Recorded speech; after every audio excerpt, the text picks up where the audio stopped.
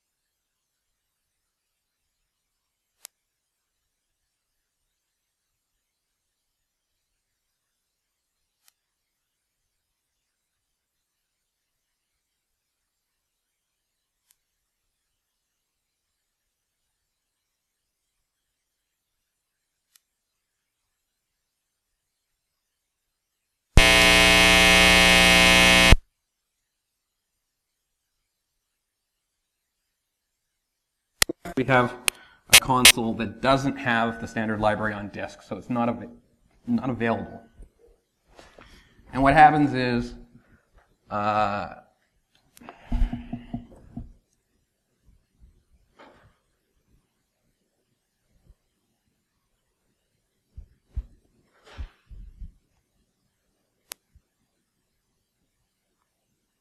anyways, it loads and it crashes because it can't find the module, okay? Next up, we import urlib2, or sorry, we import our custom module of HTTP import, and it's pointed at the web server that we see that's running on the right, okay? We load that into memory, and then we load urlib2 again, and we see a flutter of activity from the web server as HTTP import is downloading not only urlib2, but all of the dependencies, because urlib2 has a huge number of dependencies that all need to be downloaded as well, because you don't have them. Okay? So, that is the standard library dealt with.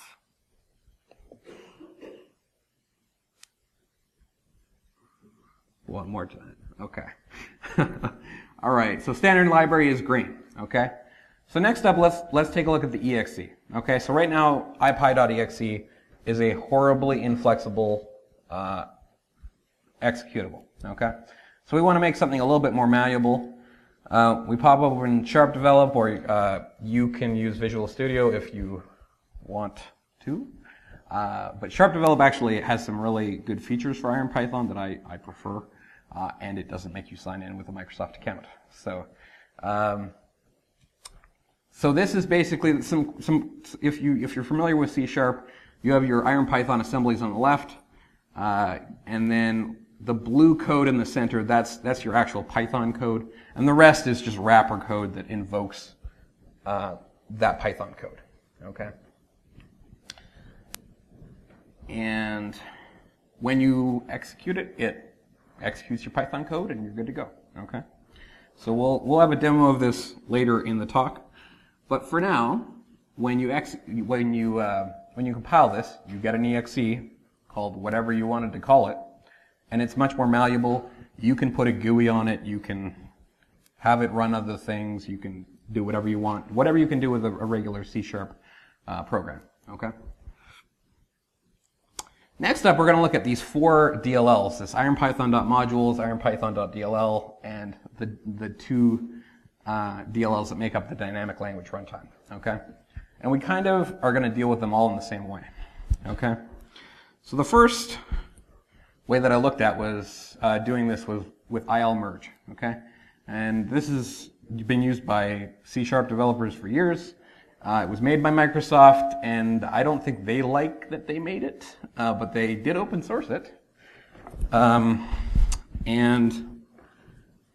But it is horribly inflexible, and it's a horrible project. I mean, it really is. So Microsoft is the reason we are not using that.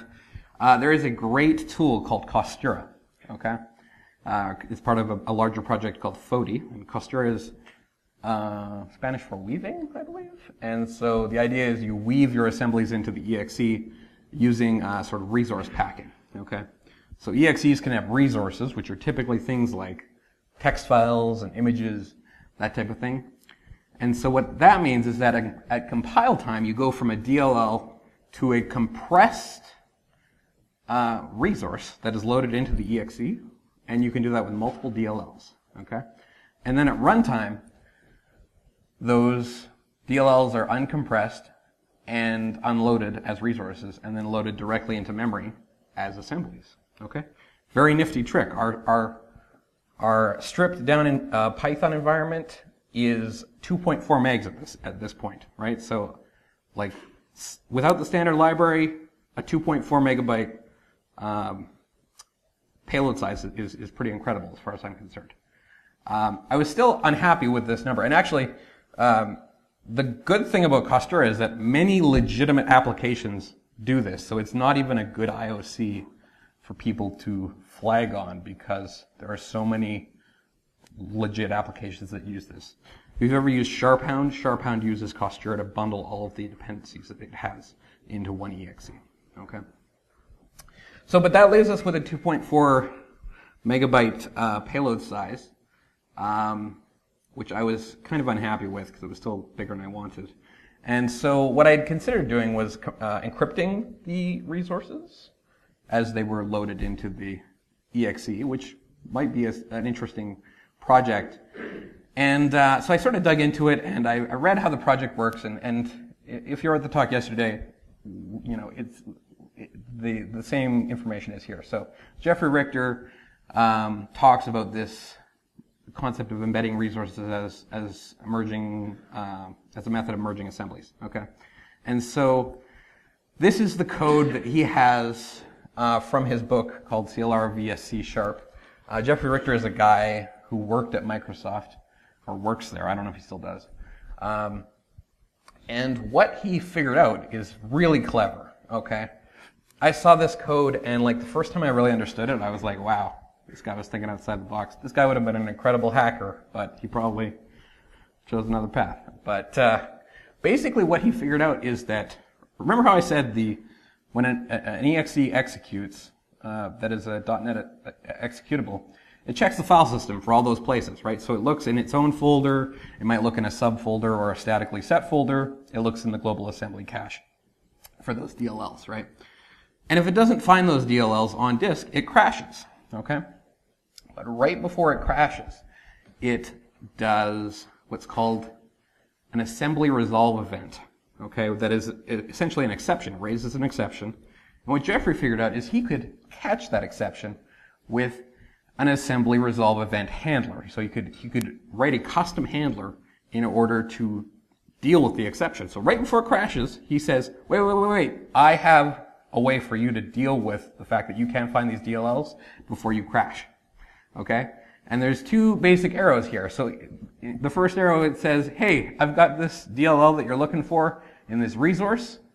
And in the second arrow, it says, that resource that I've now unpacked, just execute it and load it into memory and then continue to keep running your program as normal. Okay? And so you can do this for each of the DLLs that you're missing. And so his idea was to embed them within the exe. I looked at this code and I said, so he's taking data from what seems to be a very arbitrary location, and then he's executing it. There's probably some interesting stuff that I could do with this, right? And so I said, let's try to load it over HTTP or HTTPS. And so instead of loading it from a resource, you load it over HTTP. You use the web client to download it over the web. Okay? And this example is loading it over a local host, but it works across the internet. It doesn't care what what your browser policy is. Doesn't care. Okay? It probably cares about proxies, but other than that, it doesn't care if it's a trusted site or anything like that. Okay? So this gets our initial payload, our initial exe, down to about 5 to 10 kilobytes, basically dependent on how much text you need to stuff into the exe. Okay? And I like to call this dot over .NET because I think .NET over .NET communicates what you're doing here. You can also do it with PowerShell. Kind of defeats the purpose, but it's a nifty. It just shows you that you can do this with other .NET languages. So if you're, the one F# developer at Derbycon, you can do it with F# too. And our payload size is even smaller in PowerShell. Okay. So if you want code examples, my GitHub has a repo that has these code examples in them. So I'm loading a whole bunch of stuff over HTTP or HTTPS. Where am I serving this stuff from? Well, it turns out that the Empire listener, the Empire server, is a Flask web server. Okay, so you can say, hey, I've got this folder of stuff. Serve it at this location. Or I've got these DLLs, when somebody comes looking for them, serve them, okay?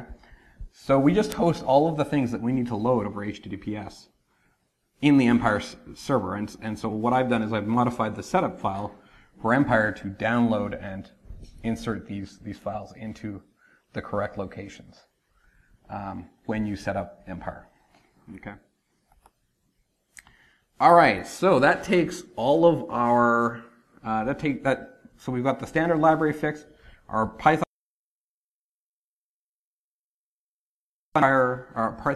interpreter is in good shape, and the DLR is in good shape. Okay, so we only have one file that hits the disk, and that is the exe. All right, let's take a look at what this looks like.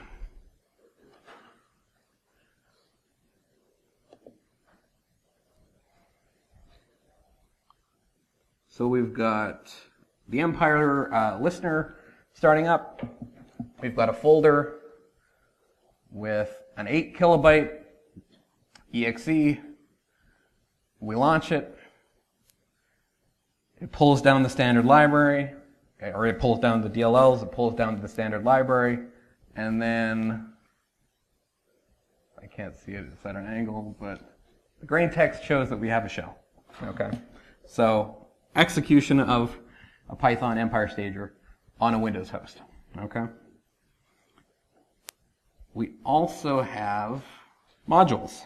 Okay. So I wrote a mini dump module that basically takes arbitrary processes and dumps memory for them when you have the permissions to do so. Okay. And I borrowed this code from a guy named, I think it's a guy, Skelsek, who is writing a pure Python implementation of Mimikatz, which has me very interested. But they wrote a mini dump library that was perfect for what I needed. I had to backport it to Python 2.7 because IronPython's Python 3 support is not great yet. But the other thing I had to fix was, so this library does a very traditional C low-level Windows API implementation of getting debug privileges. So it involves modifying or getting your process token and modifying it to be this and blah, blah, blah, blah, blah, right?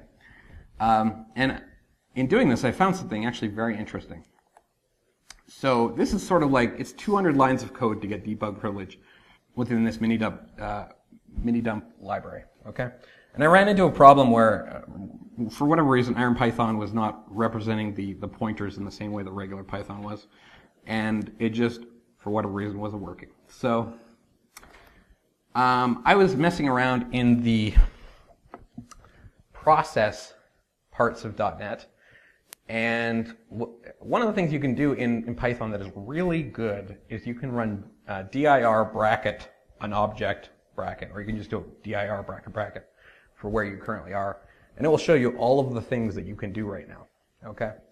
And I looked through here, and there is this one thing in here called enter debug mode. I was like, enter debug mode? Man, that sounds cool. I want to do that. And I was like, thank you, Microsoft.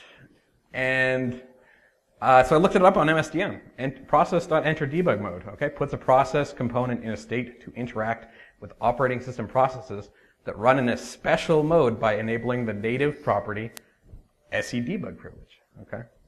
I was like, yeah, that sounds like what I want to do exactly, okay? And so I spun up Process Explorer and looked at the privileges that the current process that I have, this IronPython console, has, and we see SE-debug privilege disabled, okay? And then we say, okay, open up the process library, get the current process and shove it into a variable A, and then run enter debug mode on it. And sure enough, SE-debug privilege, okay? So you can, in 3 lines of code, whether you're in PowerShell or C# or whatever, you can get debug privilege in a way that is not so masochistic. So just a little tip for you. All right, so what's next?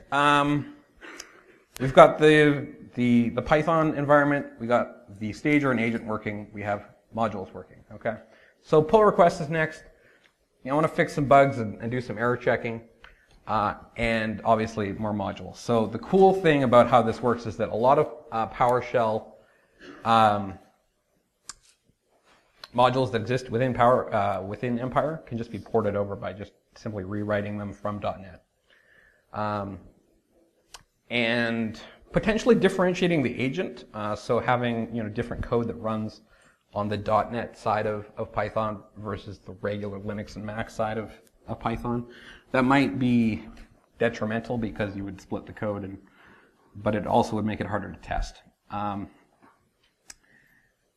And potentially you can load PowerShell within IronPython, which has some interesting potentials. But it does seem like there are some restrictions on how crazy you can get with PowerShell based on my testing, and potentially other assemblies. So the last thing that I wanted to talk about is something that I really wanted to get working for this talk, but I wasn't able to get. And that is Mono. So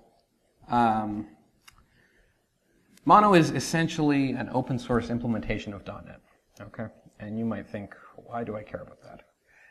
And then I'll tell you, it's the way that you run .NET applications on Linux and Mac. And you say, why do I care about that? Or you've just done all this work porting it from Linux to Mac to Windows, why would you go back? And that's not what I'm saying.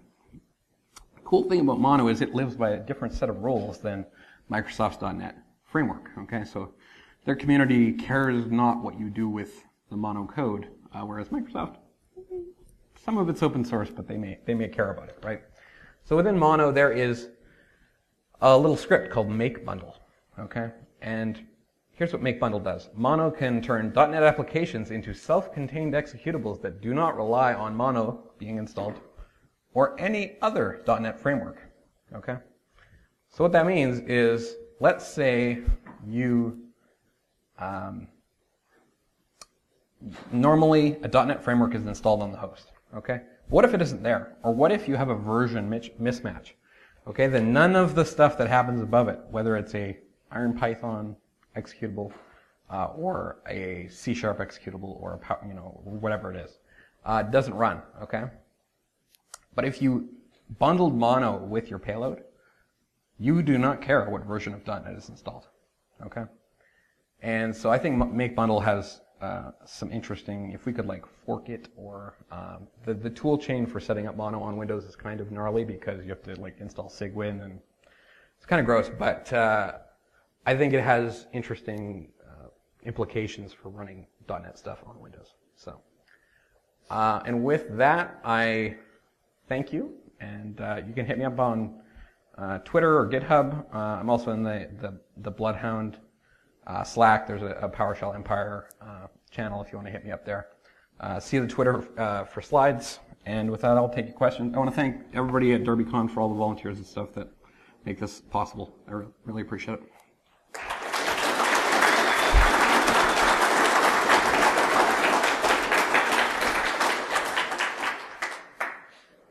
Yeah, question. So, a couple things.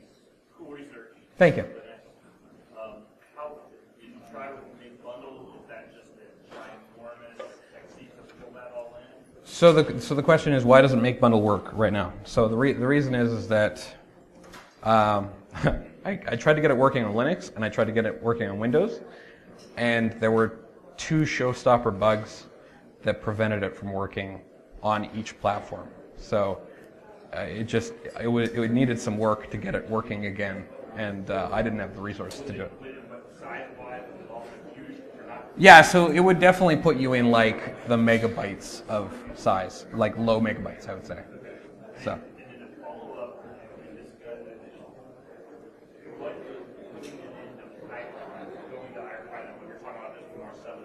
Yeah.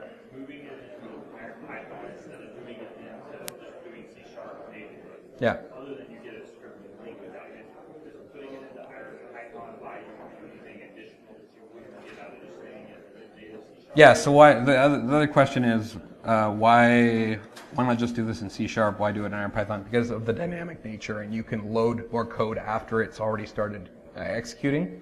And the other thing is that it just looks weird, like. Tools understand C#. It's not clear that tools that are detective controls understand IronPython at this point. So, yeah. Yeah, exactly. It's like, people understand PowerShell. They're getting to understand C#. This is another language that they probably don't understand. So. Any other questions? Thank you all. See me after if you have any other questions. Yeah. Is there any possibilities about testing PowerShell for Linux for IronPython? Because I know PowerShell for Linux uses .core Right. instead of .NET Framework. Has there been any type of testing to be able to run the same type of script execution for .core? Yeah, so you can run IronPython really easily on Linux.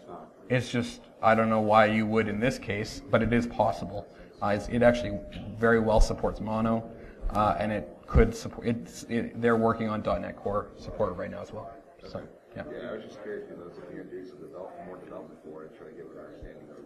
Yeah, the problem is that on Linux, .NET would not be reliably installed. So that's the problem. So. Okay.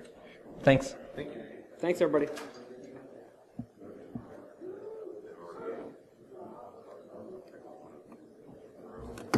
C# implementation by Casey Smith.